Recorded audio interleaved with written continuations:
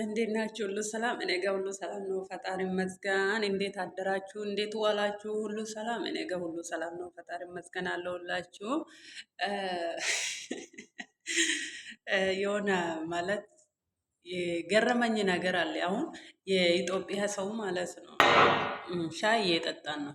ሻያችንማ አንረሳም። ጠዋት እኮ ነው አሁን ሻያችን እየጠጣን እናወራለን ማለት ነው።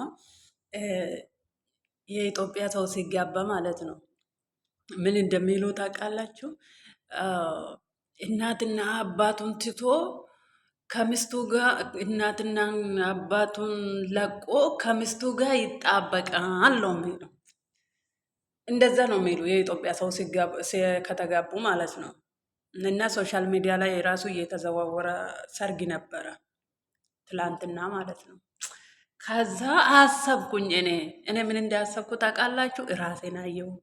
እኔስ ከማን ጋር ተዳበቅኩ አልኩኝ። በቃ ራሴን ጠየቅኩኝ። እኔ የተዳበቅኩ እንግዲህ ከመዳም ድስት ጋር፣ ከመዳም መወልወላ ጋር፣ ከመዳም ኩሽና ጋር እንደዚህ ነው የተጣበቀ።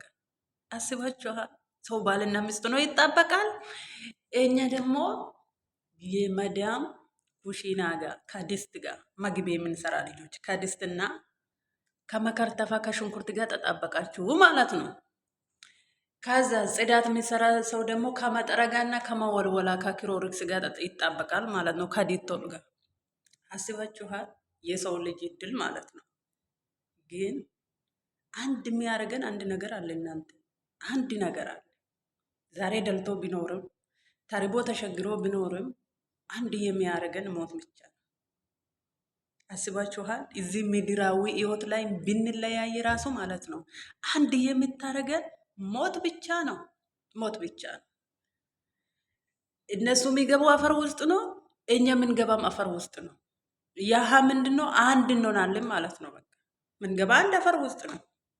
ገባችሁ አይደለም? ግን የምድራዊ ህይወት በጣም ተራራ ናት። ተራራ ታንቃላችሁ? በላዩ ላይ ስትቆሙ ታች ቢታው ምንድን ነው? ተራራ ነው። ታች ቆማችሁ ወደ ላይ ስታው ምንድን ነው? ተራራ ነው። ስለዚህ እናንተ ህይወት እንደዚህ ትመስላለች። ባጭሩ ልንገራችሁ ብዬ ነው። የገረመኝ ነገር ነው የምነግራችሁ።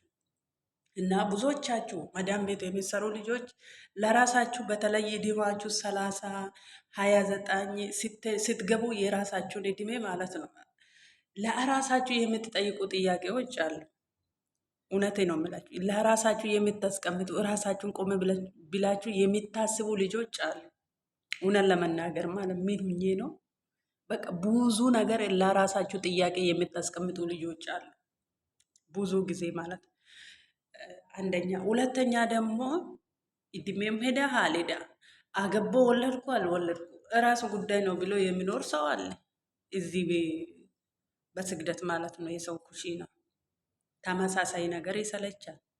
ተመሳሳይ ነገር ያመራል፣ በጣም ያመራል። አሁን መዳም ቤት የሚሰሩ ልጆች ምግብ የሚሰሩ ከሆነ ዛሬም ድስት ታጥባለሽ፣ ነገም ድስት ታጥባለሽ። ዛሬ ሽንኩርት ትካትፋለሽ፣ ነገም ሽንኩርት ትካትፋለሽ። ተመሳሳይ ህይወት ነው። ከዚህ የተለየሽ ነገር የለሽ።